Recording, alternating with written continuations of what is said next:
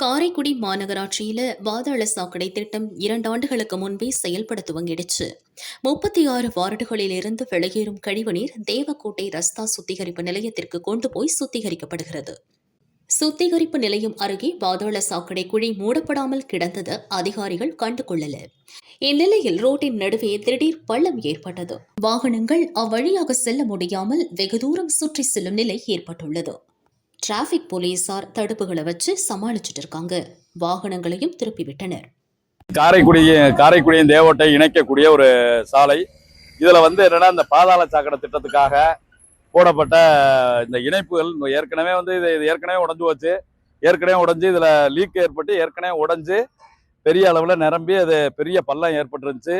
ஏற்கனவே நாங்கள் புகார் கொடுத்துருந்தோம். புகார் கொடுத்து அதை வேலையில பாக்குறோங்கிற பேர்ல சும்மா மண்ணை தள்ளி மூடி அதை லீக்கை சரிவாக்காம மூடினதுனால மூடிட்டு விட்டுட்டாங்க.